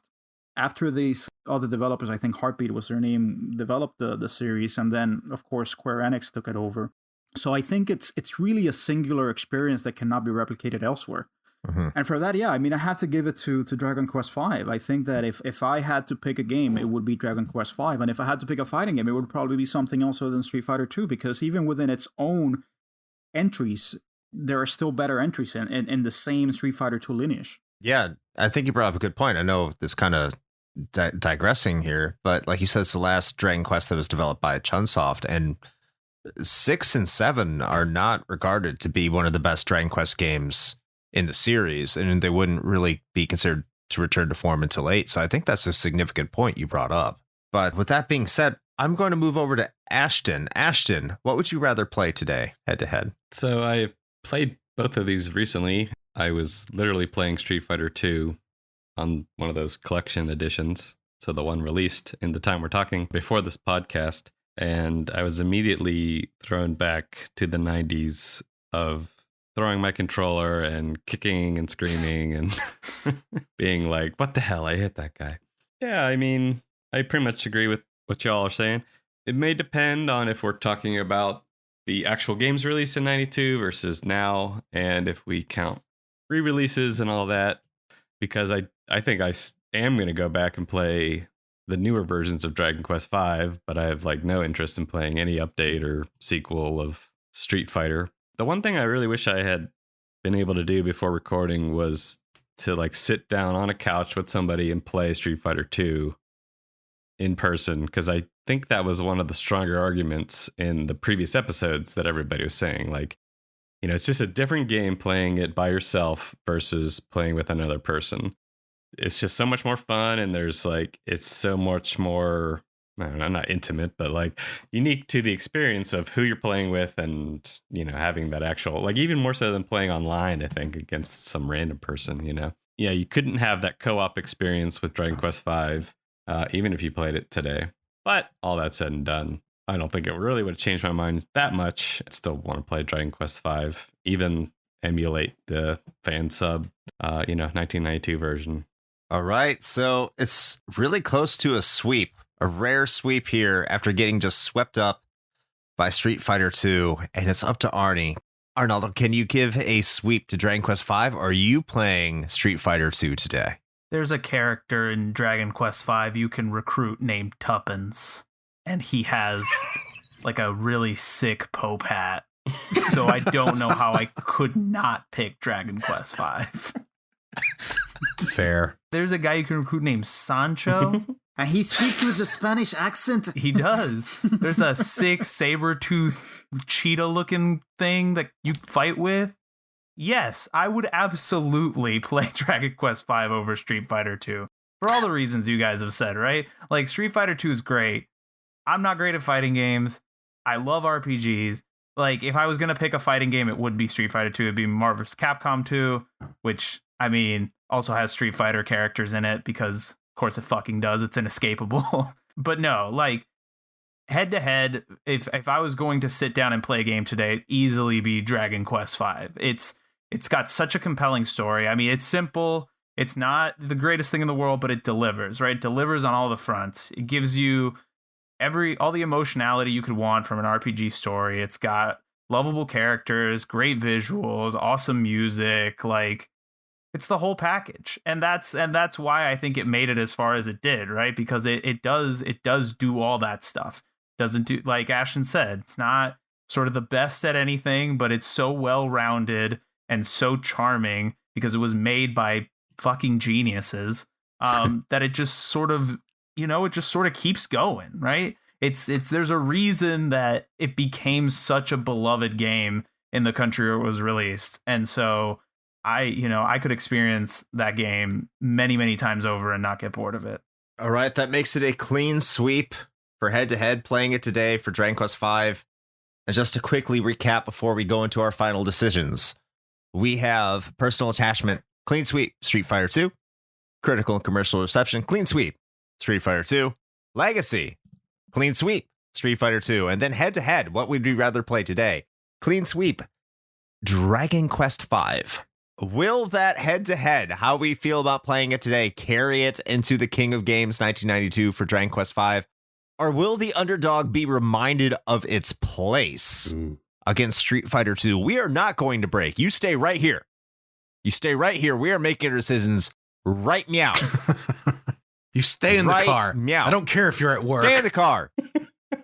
Do you promise to take this gun away from me after I make the decision, Chris? Because it's getting kind of scary here. Okay. We're not going to cut to break and rig the whole thing like we normally do. No. Yeah, that's what we're going to try. No, we're not cutting a break. No breaks. We're going right into it. We're going to kick this off because out of anyone who I think may be a little undecided, I think it might be Ashton. So I want to hear Ashton's opinions on this and whether he would pick Street Fighter II or Dragon Quest V. And you can kick this off, man. There's no pressure. Yeah. Well, at least I don't have like a deciding bit. Exactly. Yeah, that's true. Oh, man. Well, what's kind of interesting personally to me is that we didn't establish any sort of strict criteria or how we have to think of it. There's like no rules really. The points don't matter, etc. No. None. So it's really, what I'm feeling or how long I think about it, how much I internalize each game and what really stands out to me, I guess. Because earlier I was thinking earlier in a tournament, I was thinking well, what game has a bigger impact or like shaped other games or influenced games? And then I was thinking more it was basically weighing the different criteria at different times, like at some points I weighed legacy heavily and some points I weighed the personal attachment really heavily. And it seemed if Dragon Quest V has any chance, we'd have to weigh what sort of stands test of time or we would rather play today. And again, you can put as much weight or little weight as you want, and no one can say nay. I'm going to give it to Street Fighter II. I think what made me decide it was playing both of them and just looking at them, experiencing them both, and about as close as I could get to the original experience. I think one of the phrases in my mind is I forget how it's been said, but which game is 1992? Which encompasses 1992? Which feels like 1992? And I think Street Fighter II does that at least slightly, if not, pretty significantly better than Dragon Quest V. I think Dragon Quest V, since it didn't really break any ceilings in definitely not the graphics, the battle system is the music is good, but it's also the same music they've been using for the other 4 fucking games. The story is really what's helping it, but the story was never a limitation of technology or anything. You know, you can get a good story by reading a book, but you can't really get the fighting game experience by reading a book. Are there Street Fighter novels? I'm sure there are, but guaranteed there are. I would not read them. Absolutely. No, and don't. so yeah, I think that's really where my answer is coming from, is which game, King of Games, is 1992, represents it, whatever.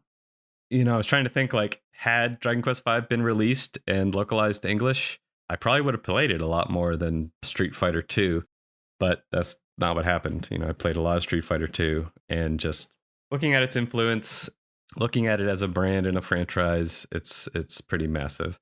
But anyway, because I think it's very 1992, it might be the most 1992 of all the games. I give it to Street Fighter II. Okay. Street Fighter II draws first blood. Let's move on over to Shane. Shane, which one of these two games takes your decision for King of Games 1992? So I like the way that Ashton phrased it, because I was thinking about this before recording today, and it is kind of how I approach this as well, is to me, what is it? It's not even that it's like technically or mechanically the best game or visually or whatever. It's what to me embodies the year 1992. When I think about this game, my brain immediately goes to Soda making a floor, like a laminated floor, sticky, and like the smell of like vague BO, but also like hours old cheese pizza.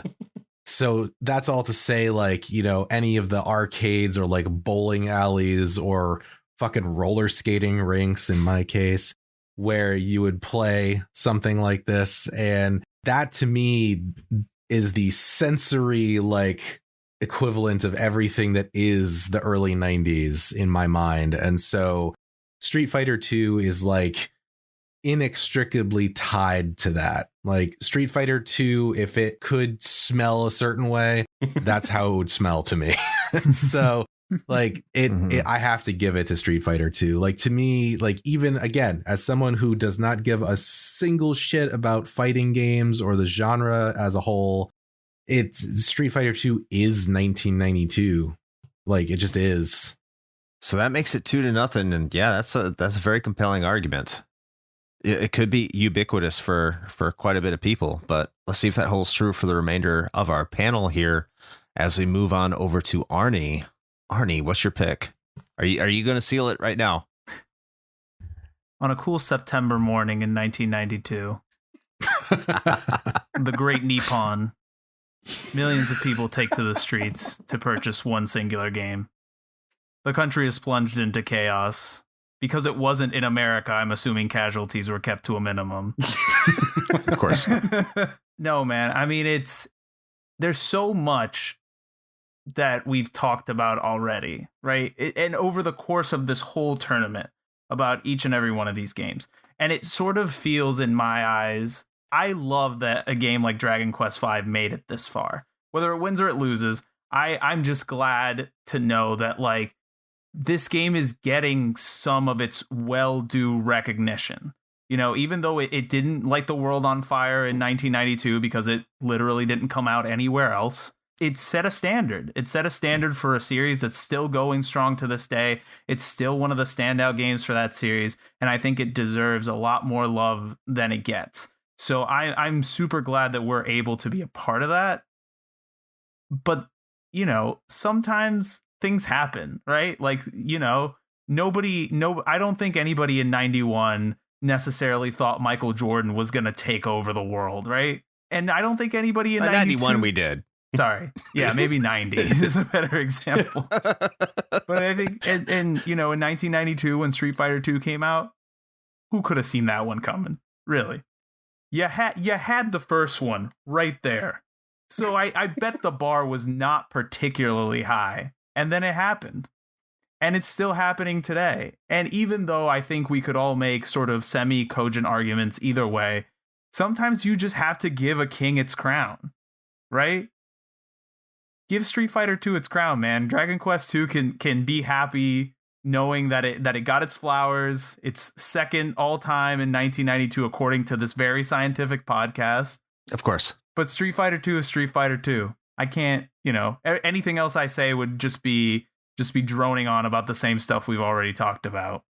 All right. So we know which way this is going. This is all over now, but we still have two more people to get on their pedestal or their soapbox or whatever and say and close this out properly. So pound your chest proud, Chris. We got to do this.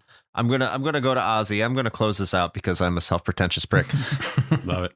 Ozzy, let's hear what you guys say. Thank you to Arnie for taking the weight off my shoulders. I was hoping that I wasn't gonna have to be the one to break, the seal, because I don't think I could have put it as eloquently as Arnie did in finally giving the king its crown. Look, from my perspective, it's if I were to go on points, if I were just to go on the sum of its parts, I mean, there's just no question that Street Fighter II is the choice here. It's the pick. I mean, from the legacy, from the commercial reception to the personal attachment to Jackson in the Gobi Desert, being traded for Street Fighter II, I think that, that really has a lot of weight.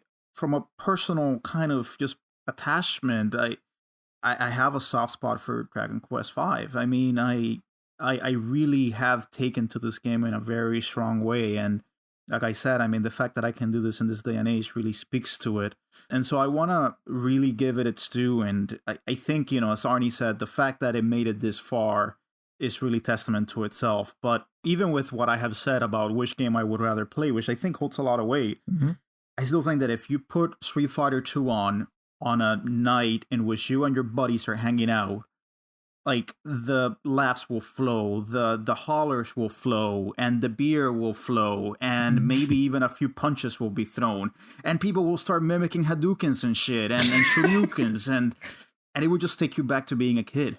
And I think that to this day and age, I mean, that's a power that cannot be taken away from Street Fighter 2. And it was a sensation because it captured that essence of just pure joy.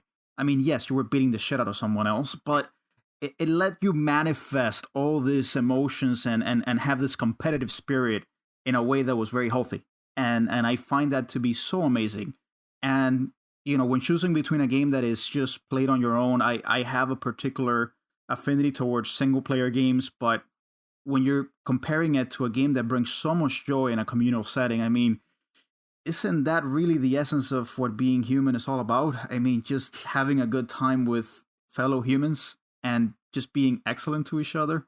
I really think that holds a lot of weight. And so Street Fighter 2 deserves to go on and be the king. All right. So that's everyone so far. Then it's down to me, which, yeah, I'm probably just going to echo a lot of what you guys said. To start off, yeah, I mean, what Arnie said is really, I think, critical here, is that Dragon Quest V making it this far is incredible within the confines of this tournament.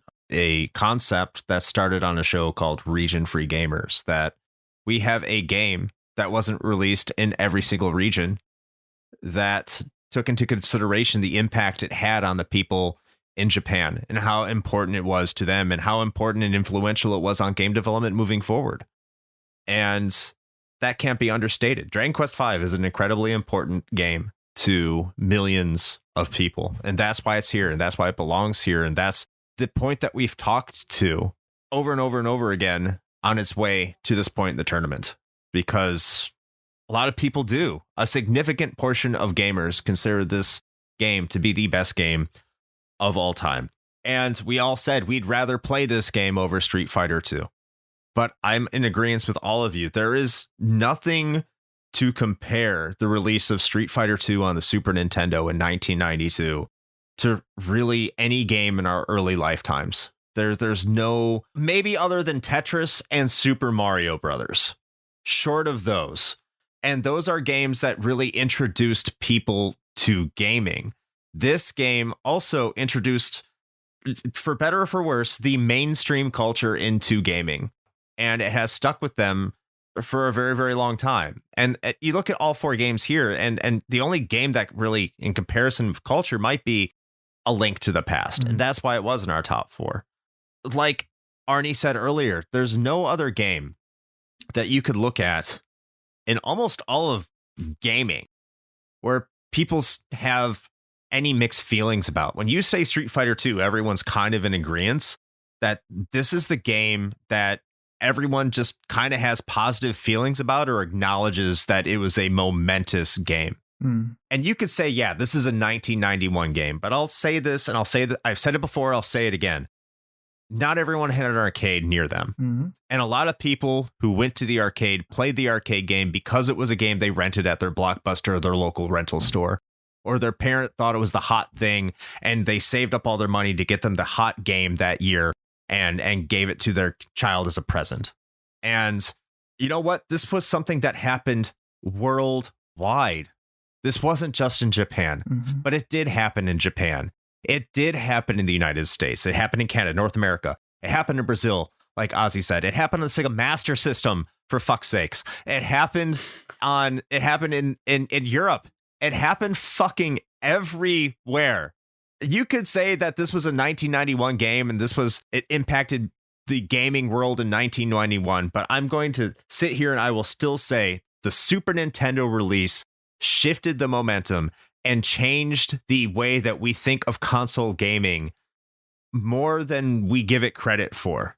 Because this was a game that showed that the arcade experience could be replicated, as Arnie said earlier, almost 1-to-1 at the home, and gave developers the confidence that they could make gaming experiences that they didn't think they could before. And the gaming public received that just as well. Street Fighter II is a monumental release in 1992, and I'm proud to give the sweep vote to a tournament that shares a name with a fighting game. Its first fighting game champion, derived from King of Fighters, even though, hey, guess what? Capcom beats SNK again, but it's going to Street Fighter II. And I don't think it could be more fitting. Yep. I think it's perfect. So congratulations to Street Fighter II. You have won the King of Games 1992. Woo! Perfect. We're going to give you a quick musical break just because to break up the talking here, and not a real break, but you know, we just do these things, and Ashton's an awesome editor, so I'll make sure I won't make sure. I know he'll make sure that it sounds good in the way to an interlude here.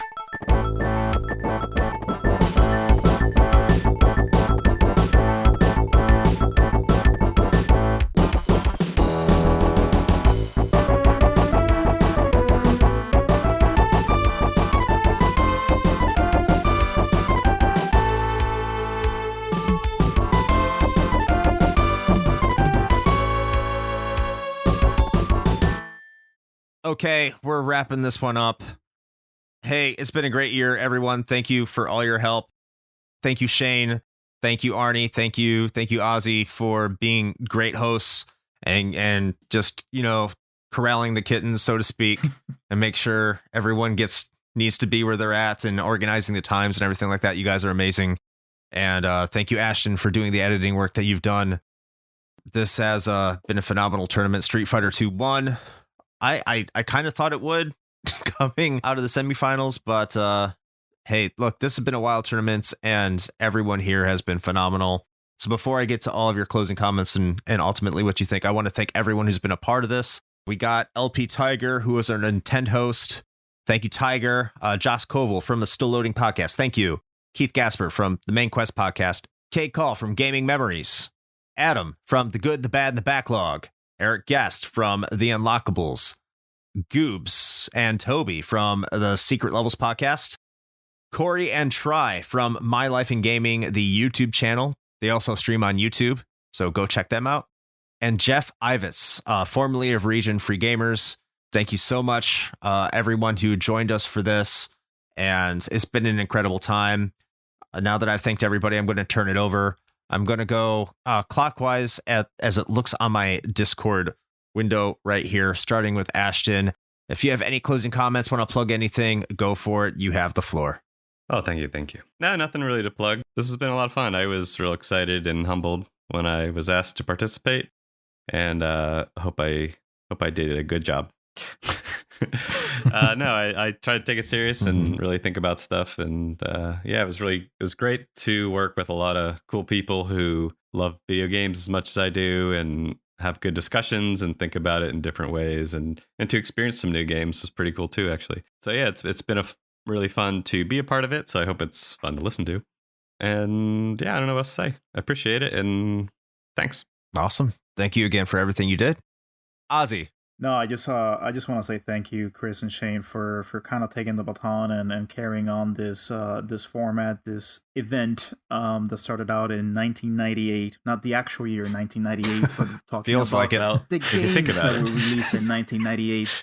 That was the inception point of the controversial takes, but I do feel like this year, well, I mean, I think the final choice was a pretty uncontroversial one. And I think, 98, that was Metal Gear Solid, 2000, Tony Hawk's Pro Skater 2. So in a way, it's a winding road, but eventually you get to the right answer in a way. So I think that we did the right choice. But no, man, I mean, if I was told back in the day that I would get to shoot the shit and talk about video games with a bunch of people that were nerdy enough like me to really care about all this, I mean, I would have been like, man, that sounds like heaven. So I'm just glad that we have this outlet and that you guys brought us aboard and that you guys are carrying this torch. I mean, I'm really excited for whatever year comes next if you do decide to keep going forward with it, because it always inspires and stokes discussions and arguments, and I'm here for it, man. I'm absolutely here for it. I'll be in the Discord. I'll be throwing out my fireballs of takes, being part of the community. I'm still around through the Retro Hangover podcast Discord, and yeah, just appreciated everything you guys have done. I mean, this has been the most high production values that we have seen on a King of Games. I mean, we got so many freaking podcasts on it, that it was just amazing. I got to do 2 episodes in which my heroes, my life in gaming were on, and I got to be the host for those episodes. I mean, what the fuck, man? I mean, that was awesome. So yeah, man, thank you. It's been a great experience, and everyone has been top notch, top to bottom. So yeah, nothing more to say than thank you. And awesome. And thank you for everything you've done as well. And last, certainly not least, Arnie. Yeah, not much I can add to that. I echo a lot of those same sentiments. Thank you guys for bringing me on and letting me do what it do, right? Letting me talk shit about a bunch of games that I like with a lot of cool people that I would have never gotten to meet.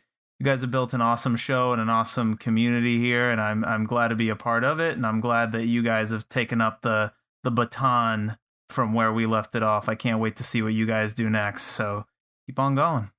Awesome.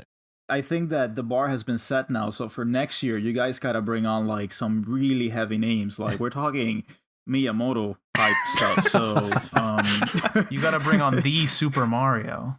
Oh shit, Chris Pratt. You got to bring Chris Pratt on. So think about that. Hold on. We need to find the guy who made Street Fighter II, the game of the year in the Chicago Tribune. You were right all along. That's true. There you go. That's a huge get. Thank you so much as well, Arnie. Your contributions were amazing and immeasurably great. So thank you so much. With that being said, I think it's time to officially close this one out to wrap up the King of Games 1992. Shane. Yes. Let's do it. Oh my God, it's here. We made it. I can't believe it. Made it! Just to quickly echo what Chris has already said, but I do really appreciate everybody's participation in this thing. I can't speak to it because honestly, Chris was really the force behind organizing this whole thing. All credit really does go to him. The amount of coordination, everything that it took, and getting everybody together from all these different shows, and honestly, not to pat ourselves on the back too much collectively here or anything, but I honestly think we have a really great network of folks that we've kind of got over the years, and we got a lot of them in here to do this, and it was a lot of fun just hanging out with everybody, talking about games and making arguably poor decisions. And moving games on that either should or shouldn't have. It's always surprising and it's always entertaining. So as far as we're concerned, we're definitely going to keep this thing going.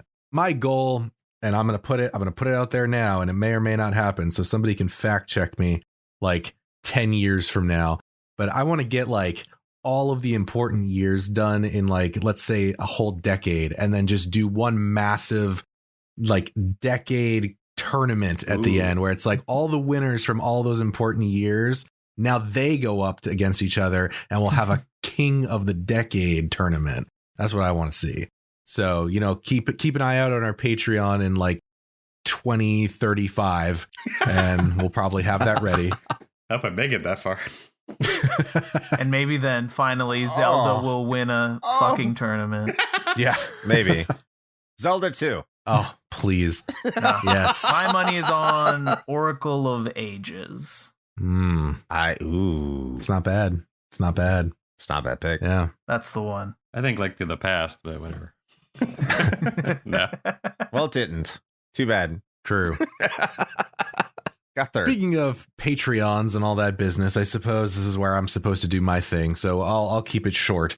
As far as, you know, I keep things short, which is not at all. And so if you are listening to this perhaps a little early, that's because you're already a patron, in which case we would like to thank you for your support. We hope you enjoyed this little tournament that we've done, and we hope that you look forward to the rest of the fantastic bonus content that we put out there for you. If you are hearing this a bit later, perhaps on the main feed of the show, then you know what? We appreciate you too. Money's not everything, you know, but we're hoping that you enjoyed this. If you'd like to get in on these kinds of things early, or if you'd like to hear exclusive stuff that may not ever make it out into the main feed, you might consider checking out our Patreon. So you can find that as well as all the other Retro Hangover stuff by simply just going to our link tree, which is the thing that all of the cool 30 to 40 something year olds who have podcasts also have. You can just go to linktree/retro hangover. It's linktr.ee/retro hangover and choose the nice little bluish hued button of your choice, and it will take you wherever you want to go, as long as it has to do with us. With all of that being said, Chris, do we have anything else, or are we about ready to wrap this beast up? Let's close it down, brother. Hot damn. All right. Well, until next time. Play with your It's fucking Street Fighter II joysticks.